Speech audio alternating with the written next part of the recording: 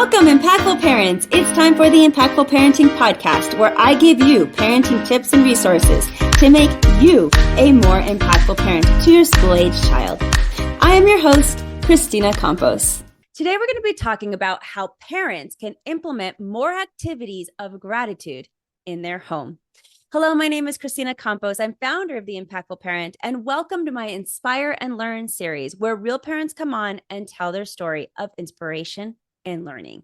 Because a wise man learns from his mistakes, but a wiser man learns from other people's mistakes.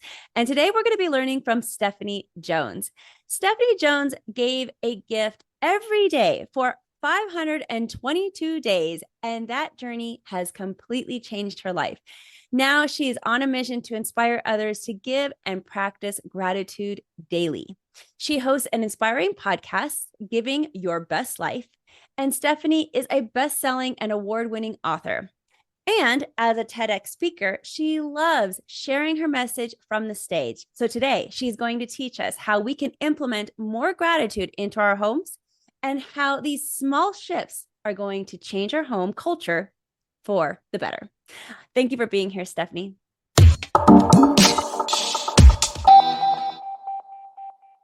Thank you so much for having me.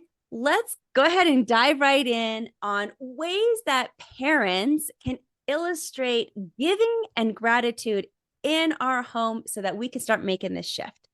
Yeah, absolutely. Well, I always say it starts with our words and our actions. So thinking about before we can ask kiddos to do something, we should make sure that we're doing it ourselves. So thinking about the words that we speak. I always say when you're watching TV and if it's a political or an actor or someone, how are you talking to the TV? What are the kids hearing you say? Because our words are a great gift that we can give, but they can also be a detrimental gift that we can give. So ensure that we're speaking words of kindness, encouragement, building children up. And then what do our actions look like in our home? So I always love, simple gifts that you can do. There's many ways that you can gift, but I love, especially if you have younger ones, start with the free things, gifts of smiles. How do we interact? How do we make eye contact? Giving hugs, shaking hands. I'm big on our service members and our first responders. And so teaching them, when you see someone that served in the military or a firefighter or a police officer, going up and thanking them for their service, that's a combination of giving and gratitude. Also, when they get a gift, even if they're young, 3 or 4 years old, is writing a handwritten thank you note. If they're too young to write, have them draw a picture and then, write a note for them and send.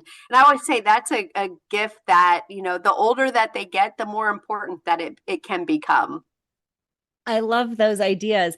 I like especially the thank you notes and going up to service workers and having that role modeling of giving gratitude and saying thank you to people who serve our community that we just want to say thank you to. That's just a great role modeling for parents. And the whole thank you notes. So that one is personal to me also, as I got into the habit with my own children that before they got to play with their toy, whether they got a toy from Christmas or a birthday or just a surprise gift from somebody, that you can take it. Of course, you say thank you, but you didn't get to play with it until you wrote that thank you note out. And then I sent it off to whoever they needed to, or gave it to them. Doesn't even have to go into the mail. It was more just that exercise of saying, it's more than just words, take the time to actually say thank you. And it did shift their perspective on gifts completely when I started this really early in their life. So I'm grateful for that opportunity. That's awesome. I love the idea of, like you said, is really connecting the child. Like somebody gave this to you and they spent their money, and we really need to be intentional. I always say I'm big on intentional acts of giving or intentional thank yous. It's not random, it's not random that we do these things. You have to be intentional to make time to say thank you. Yes, that is the key. It's intentional that you're actually thinking about it. You got gratitude on top of your mind. and then you're paying it forward, but it's not something you stumble upon or think about it last second. It's Not intentional. Yeah, not at all. I think the other thing too about gratitude is how do you incorporate it into your home is thinking about your mornings, whether if you're sitting and the kiddos are having breakfast or on the way to school is a great if you're driving them. Okay, pay attention, look out the windows. What can we be grateful for? Is it sunny out today? Maybe it's raining, but hey, we've got raincoats. So we're grateful that we have raincoats or an umbrella just to start paying attention. That's something that we can do as adults is pay attention all around us. We have a choice of how we look at a situation wherever we're at. We can always find good in it. And then also at the dinner table at night, or, if you're on the way to a sporting event or whatever it is your children are involved in, is asking that question. What's one thing that you're grateful for today? And everybody answer it, not just the kids, but mom and dad, the caretaker, whoever is set that as a habit. In the beginning, you might hear the same things over and over again. I always say adults are always like, I'm thankful for my health, my family, my job, a roof over my head. And that's a great place to start, but really start paying attention to the other day. I love to watch sunsets. So taking that time to pause and just be grateful for a really beautiful sunset. And a bird flew up to the window that I was at, like went on the ledge. And I was just grateful for seeing like that little color. It was like a little red bird. And so it's just, again, going back to being intentional of asking the questions and then taking time throughout the day to look for those things that we can be grateful for. One of these things that I want to point out to parents that I love about what you're saying is that as parents, we're leading the pack. We're leading this new habit in our household. We're not just saying you should be grateful and go, what are you grateful for? But we're contributing and we're leading with our own gratitude, because as many people, I know you've heard it before, parents, but kids do not do what you say. They do what you do. They're always watching. So it's just so important that we remember that if we want to implement this into our home and really have our kids on board, is we got to do it ourselves. Yeah, that's a great point. I'm not a parent, but I'm a aunt to, well, I'm kind of like a mom to a lot of girls and my, like people that just need a mother figure. But, my niece and nephews that I have, and it really, I had started getting my niece when she was 3 or 4 involved in giving projects that I was doing, and really didn't realize the impact until in school. She had to write about who is a great leader in your life. And she picked me. And the reason is because of giving and generosity. And she spelled that out. And I thought, wow, we really do. Kids take in, what you have them involved in and what they're doing. And I just thought that was really cool how she saw leadership in giving go hand in hand, which we do see that. When you're giving, you do become more confident. You're more inclusive. You can grow a diverse group of friends that you have. You can see somebody in school who may not have other friends, and you learn how to engage and talk and really be able to be grateful for what you have if other people don't have maybe some of the things that you do. So I love that leading because kids are going to do and they see and they learn from those things. Now, one of the things that parents struggle with is getting our kids to be grateful, especially if they just nowadays, it feels like they feel more entitled. That's how parents feel. We feel like our kids might be a little bit more entitled than what we were when we were kids. So we're trying to instill this gratitude. But do you have specific suggestions for parents who are trying to shift that mindset in being grateful and not taking everything for granted? Like, what could we do as parents to kind of encourage that type of behavior?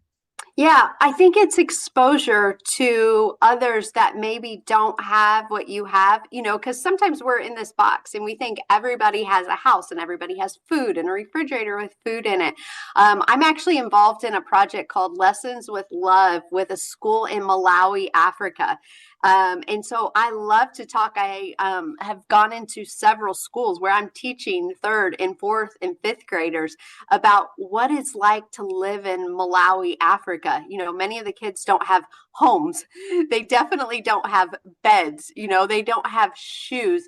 And the conversation and those kids, really coming to the realization like, oh my gosh, there's children out there that don't have these things. And yes, there's kids in the United States that don't have those things, but it's the exposure. It's finding places in your community that they can go volunteer. Maybe it's a soup kitchen, maybe it's a food pantry.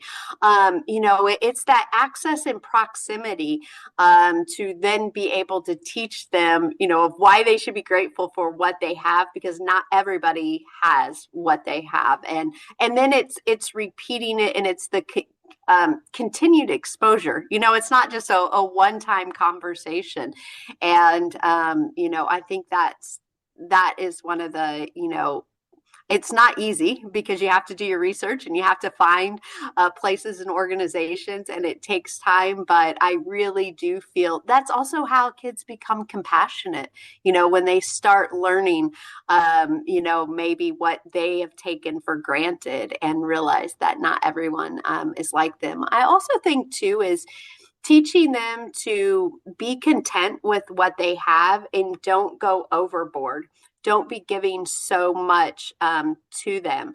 And if so, it's okay, how can we then take what we have, maybe some of our excess, shoes that we've outgrown, clothes, toys, and find places in the community where we can donate it to maybe give to somebody else that doesn't have that. So we're not about accumulating stuff and things that's not important in our life. We're going to be content with what we have. And then we're going to give our excess away as we get it, especially if it's, new or gently used. Those types of things can, also create that conversation. One of the things that I love is really getting out there with my kids and having them experience it, because yes, we have been all over the world and they can see pictures of poverty and people who have definitely way less than my own children, but there is nothing as impactful as them seeing it for themselves, like taking the shoes that they're going to donate and going to the place where they're making that donation and seeing the people who are excited to get those shoes. Right. I just find it that it's just that much more impactful for the children, where they can finally internalize what that feels like to be grateful, because those kids are grateful for the shoes. Yeah, exactly. And to watch that, it just pictures don't do it justice. It does help. It's better than nothing. But to actually experience it has been a game changer, at least in my household. Yeah, I agree. I go back to when I was a child. I can remember we volunteered 2 areas, one at a soup kitchen. It was one of the most, probably impactful things I did as a child. And then also we volunteered, and I don't know if you can still do it now that we're post-COVID or how long, but at a Ronald McDonald house, serving families whose children were in, the children's hospital, and families were staying, and, we cooked a meal and we're serving it to the families. And so again, it's that getting involved and seeing it. I can remember my dad was a volunteer firefighter in our community. And there was a young man and his son that came and asked for food. And I got to see my dad, say, hey, there's a local, it's called the Malt Bar. Go up there and tell them to get whatever you need, and I'll come up. Tell them, my dad, Peter Stanger, will come up and pay for it. My parents didn't have a lot of money. I didn't know that as a child, but my dad going up and paying, and they had only bought like a hamburger and water, like they didn't overget. And I just remember thinking, wow, like somebody came and asked for food, again, another exposure where I got to see it, but I also got to see how my dad responded to that and just helped somebody, no questions asked. And, that I was probably 4 or 5, really, really little. I had to ask him about it one day, like, do I have this memory right? And he's like, how do you remember that? We were at the fire station. I was cleaning fire trucks. You were with me. So I think a mistake that a lot of parents make when they're trying to find community service activities is they make it way too complicated, when really it also could be just going to a neighbor, an elderly neighbor, for example, who can't shovel their driveway, and seeing the excitement when you shovel it for him or her. No questions asked, not just doing it and then, going up to their door and saying, we're just checking on you, making sure you're okay. That great. They see those people. I just don't think it has to be all that complicated. These great like soup kitchens, we've all done it too. Like I love them. They're very awesome, but it doesn't have to be that complicated, parents. You can find your neighbors, even family members who need help. Getting your kids out there is just the most important thing.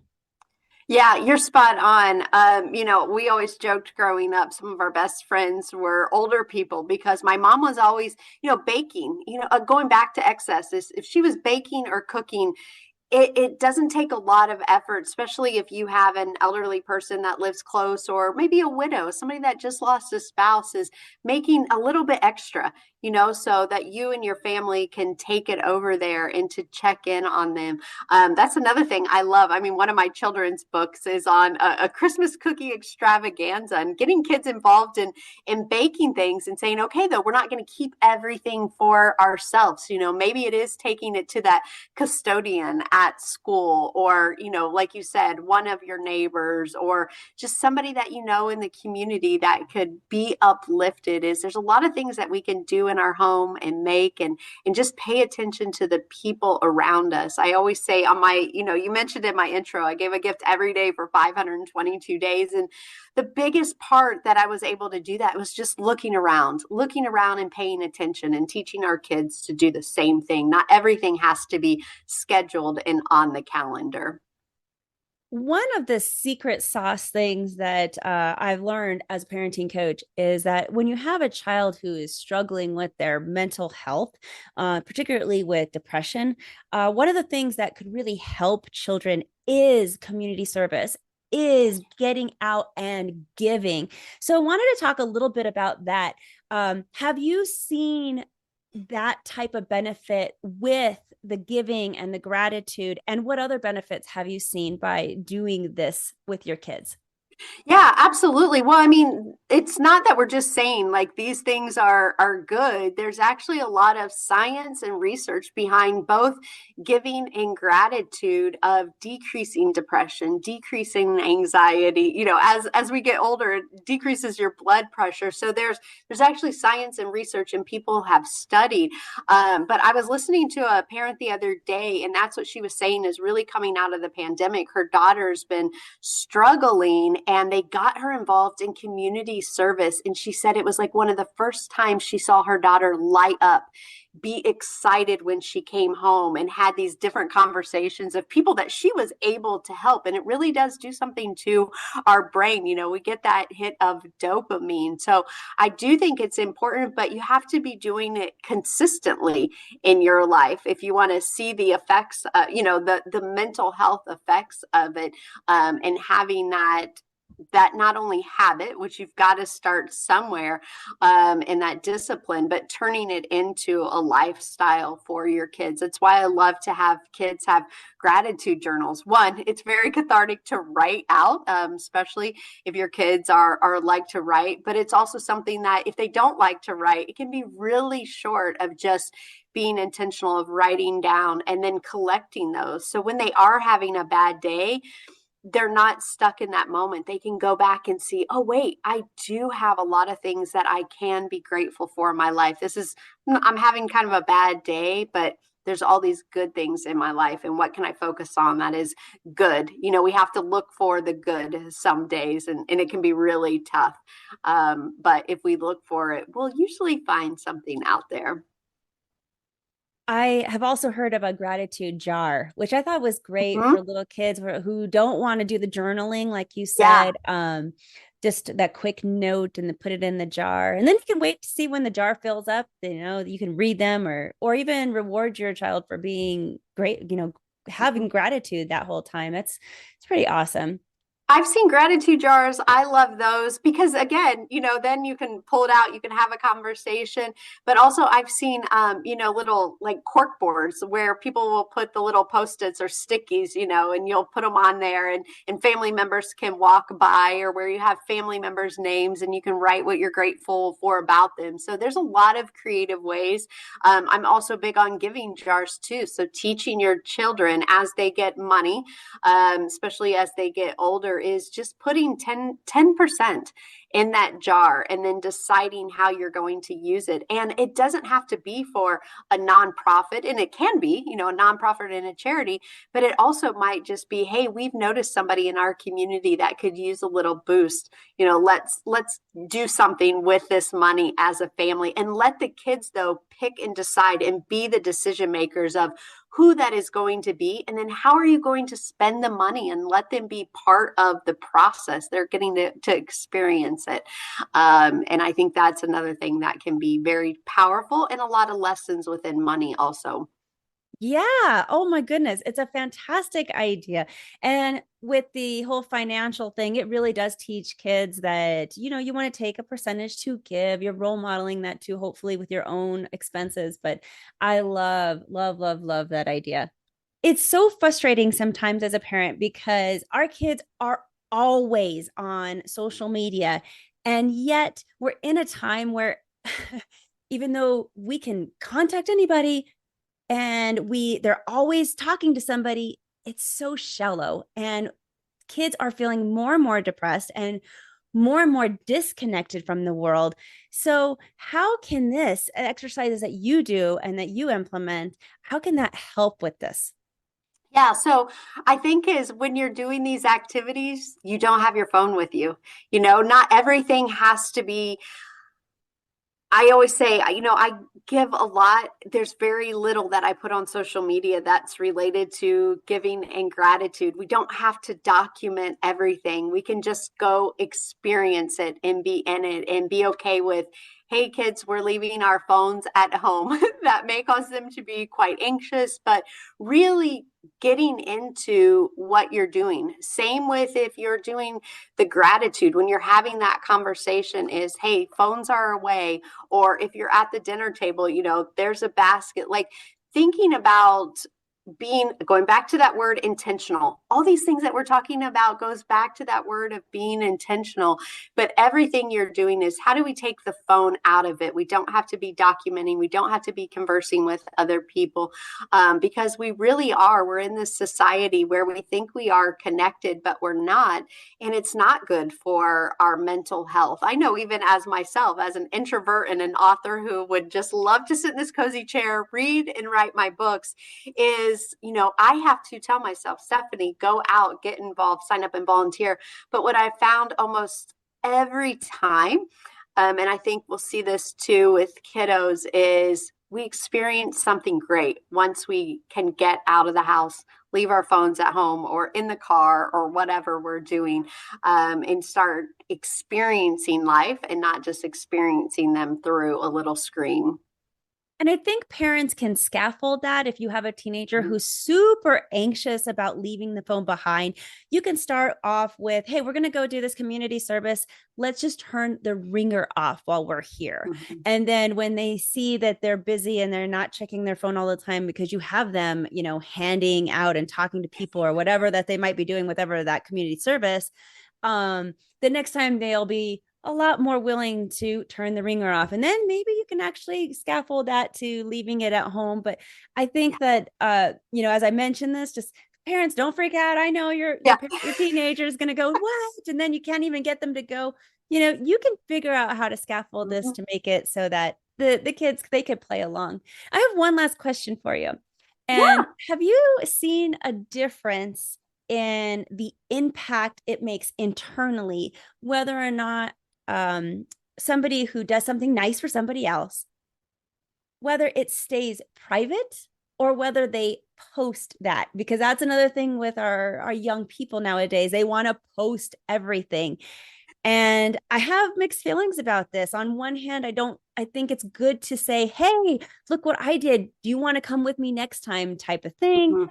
And at the same time, to really make it selfless, it Yeah. seems like it should be a private endeavor that does not need to be shared with the world. It doesn't, people don't need to know that you donated $250. Like, you know what I'm saying? What do you think on that?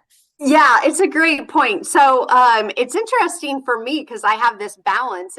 My first book was The Giving Challenge. So it was all about, I was sharing my 522 days.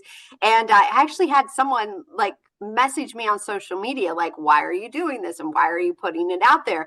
But I had a very specific reason of why I was putting it out there, because I wasn't just on a mission for me to be giving, is I wanted to inspire and challenge other peoples to incorporate giving into their life. Same with gratitude, but then also to give people ideas. I was doing this every day. And so I was giving people, there's hundreds, if not thousands of ways to give. So for me, and now I don't post every day. I still give a gift every day, and I've been doing it for over a decade. It's random and rare if I post a gift, but I'll usually post if there is a specific lesson that I learned that I'm like, you can learn from my mistake, or here's something that happened and maybe I missed an opportunity and I want to share that. Or, the next time you're in this situation, here's a gift that you can give that I didn't think about until today. And this is what happened. Or if I'm promoting a nonprofit, it is rare that I will ever put like how much money I donated. I don't even think I ever do that, unless I'm trying to challenge somebody. So challenge my community to get involved. So I think you have to ask yourself, what's the intention?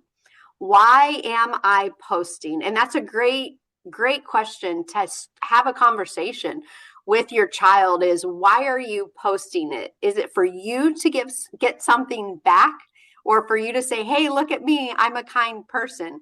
If that's it, it's probably the wrong reason.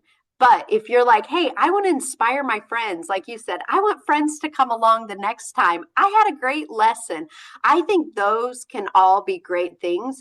The other thing that I never do, I've only done it once, and there was a reason why, is anything I do with homeless people, the less fortunate, I never get pictures with them. I never take pictures of them. I'm really intentional of the people that I take pictures with. And again, it goes back, maybe there's a purpose. We have a conversation. I talk to them about it. I never post, take a picture of somebody and like, hey, I gave, that's one thing that I feel like crosses the line that I'm pretty against. I've only posted, I think, one homeless person, and they were playing the violin in New York City at Central Park. And it was the most beautiful, like, I was so touched by the gift that lady had, and I felt like her gift needed to be shared with the world. So it really wasn't about a gift that I gave to her. It was more of like, I want to recognize this lady and the beautiful talent that she has. So Parents, just make it a conversation with your child, and even with yourself. Sometimes I think even we need to kind of check ourselves and make sure that we're doing things with the right intent. And so yeah, because it goes back to those intentions, those intentional acts of kindness and gratitude. I love it. If people are resonating with what you're saying and they want to know more, like, hey, what are more ways I can reach out and do gratitude, or just reach out to you in general for other questions, how can they get a hold of you?